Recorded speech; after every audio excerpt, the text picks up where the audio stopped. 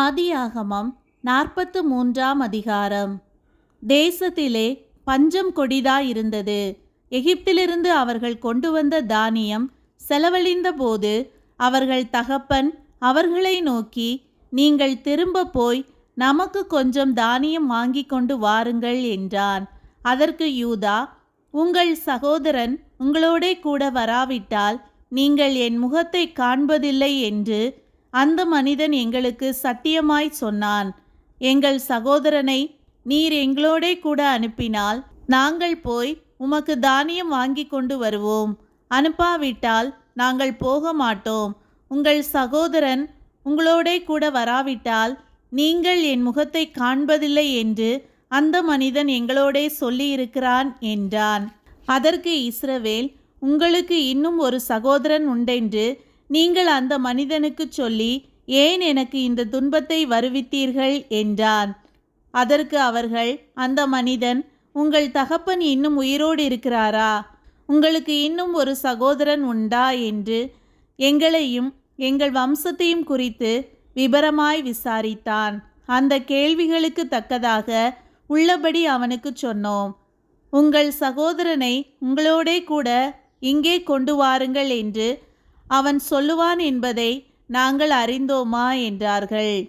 பின்னும் யூதா தன் தகப்பனாகிய இஸ்ரவேலை நோக்கி, நீரும் நாங்களும் எங்கள் குழந்தைகளும் சாகாமல் உயிரோடு இருக்கும்படி நாங்கள் புறப்பட்டு போகிறோம். பிள்ளையாண்டானை என்னோடே அனுப்பும். அவனுக்காக நான் உத்தரவாதம் பண்ணுவேன். அவனை என்னிடத்திலே கேளும். நான் அவனை உம்மிடத்தில் கொண்டு வந்து உமக்கு முன்பாக நிறுத்தாமற் போனால் என்னாலும் அந்த குற்றம் என்மேல் இருப்பதாக. நாங்கள் தாமதியாதிருந்தோமானால் இதற்குள்ளே 2ஆம் தரம் போய் திரும்பி வந்திருப்போமே என்றான். அதற்கு அவர்கள் தகப்பனாகிய இஸ்ரவேல், அப்படியானால் ஒன்று செய்யுங்கள். இந்த தேசத்தின் உச்சிதமான வஸ்துக்களில் கொஞ்சம் பிசின் தைலமும் கொஞ்சம் தேனும் கந்த வர்க்கங்களும் வெள்ளைப்போளமும் தெரபிந்து கொட்டைகளும் வாதுமை கொட்டைகளும் உங்கள் சாக்குகளில் போட்டு அந்த மனிதனுக்கு காணிக்கையாக கொண்டு போய் கொடுங்கள். பணத்தை ரெட்டிப்பாய் உங்கள் கைகளில் கொண்டு போங்கள். சாக்குகளின் வாயிலே திரும்ப கொண்டு வந்த பணத்தையும் கொண்டு போங்கள். அது கைப்பிசகாய் வந்திருக்கும். உங்கள் சகோதரனையும் கூட்டிக் கொண்டு அந்த மனிதனிடத்துக்கு மறுபடியும் போங்கள். அந்த மனிதன் அங்கிருக்கிற உங்கள் மற்ற சகோதரனையும் பென்யமீனையும் உங்களுடனே அனுப்பிவிடும்படிக்கு சர்வ வல்லமையுள்ள தேவன் அவன் சமூகத்தில் உங்களுக்கு இரக்கம் கிடைக்க பண்ணுவாராக. நானோ பிள்ளையற்று போனவனைப் போல் இருப்பேன் என்றான். அப்பொழுது அவர்கள் காணிக்கையையும் தங்கள் கைகளில் ரெட்டிப்பான பணத்தையும் எடுத்துக்கொண்டு பென்யமீனையும் கூட்டிக் கொண்டு பிரயாணப்பட்டு எகிப்துக்கு போய் யோசேப்பின் சமூகத்தில் வந்து நின்றார்கள். பென்யமீன் அவர்களோடே கூட வந்திருக்கிறதை யோசேப்பு கண்டு தன் வீட்டு விசாரணைக்காரனை நோக்கி, நீ இந்த மனிதரை வீட்டுக்கு அழைத்து போய் சாப்பாட்டுக்கு வேண்டியவைகளை அடித்து ஆயத்தம் பண்ணு. மத்தியானத்திலே இந்த மனிதர் என்னோடே சாப்பிடுவார்கள் என்றான். அவன் தனக்கு யோசேப்பு சொன்னபடியே செய்து அந்த மனிதரை யோசேப்பின் வீட்டுக்கு அழைத்து கொண்டு போனான்.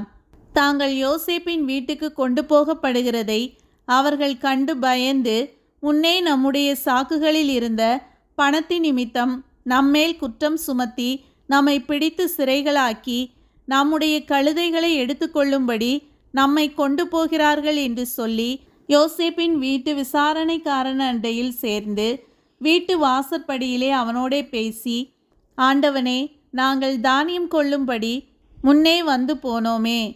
நாங்கள் தங்கும் இடத்தில் போய் எங்கள் சாக்குகளை திறந்தபோது நாங்கள் நிறுத்து கொடுத்த நிறையின்படியே அவனவன் பணம் அவனவன் சாக்கின் வாயிலே இருக்க கண்டோம். அதை நாங்கள் திரும்பவும் எங்கள் கையிலே கொண்டு வந்திருக்கிறோம்.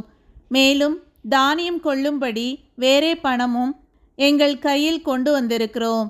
நாங்கள் முன் கொடுத்த பணத்தை எங்கள் சாக்குகளில் போட்டது இன்னார் என்று அறியோம் என்றார்கள்.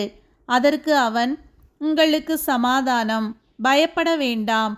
உங்கள் தேவனும் உங்கள் தகப்பனுடைய தேவனுமாயிருக்கிறவர் உங்கள் சாக்குகளில் அதை உங்களுக்கு புதையலாக கட்டளையிட்டார்.